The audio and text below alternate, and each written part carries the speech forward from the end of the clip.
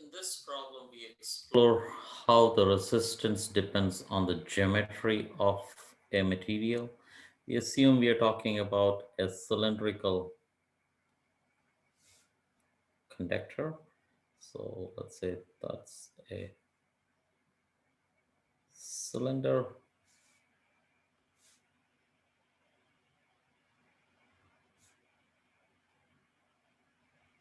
and we would like to know how it depends on the length L of the cylinder and on the area of cross section A of this cylinder. This is an empirical relation, and most of the conductors' resistance R of a cylinder when connected to the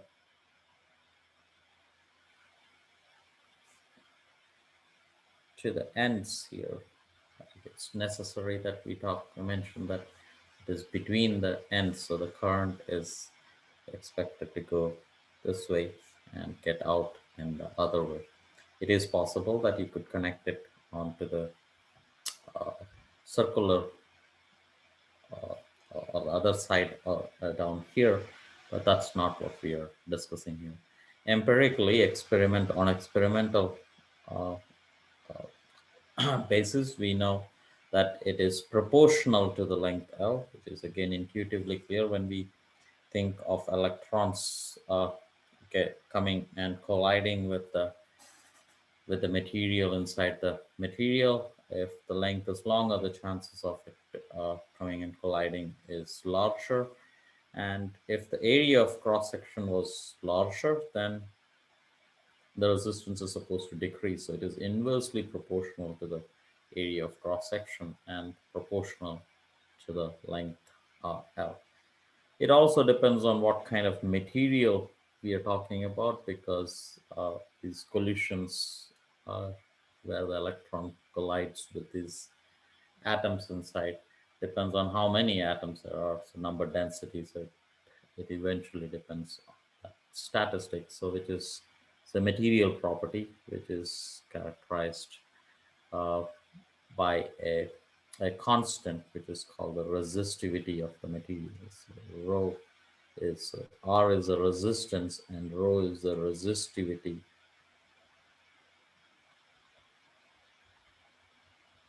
of the material. of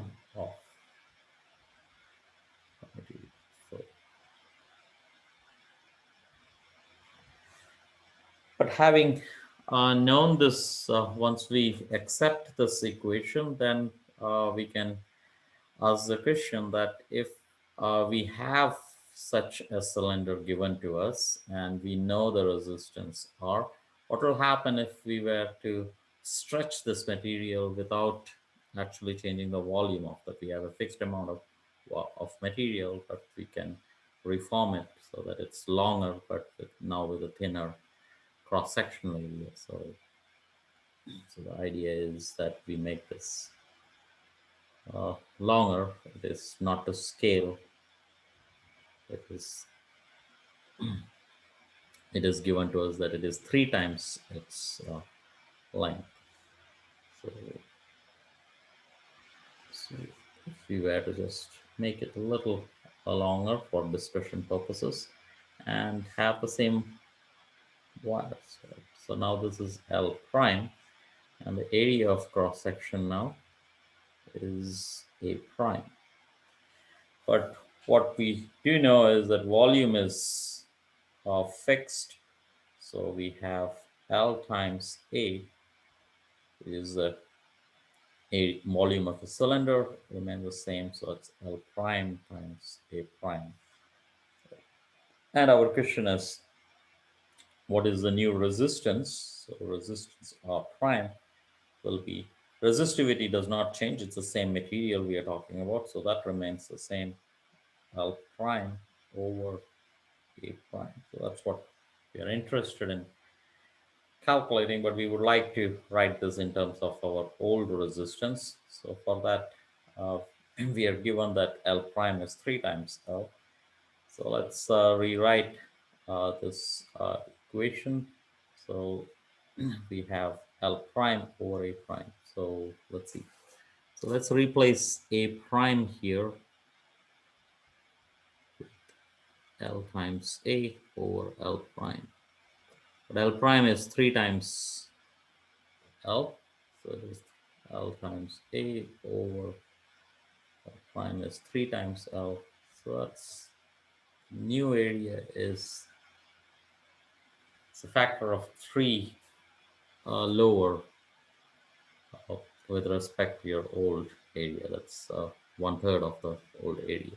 So what we have now is this is equal to rho times length L prime is 3 times L, and our new area is a factor of 3 lower, so that's one third of the.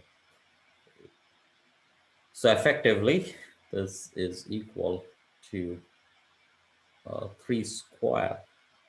This has 3 goes to the numerator times rho L by A, which is our old resistance. So it is 9 times our old resistance. A reasonably straightforward ratio analysis. Here it says that because the volume is a constant, we have L, and L coming in, it depends on the square of the length. That's what it effectively means. So let me stop sharing and then stop the recording.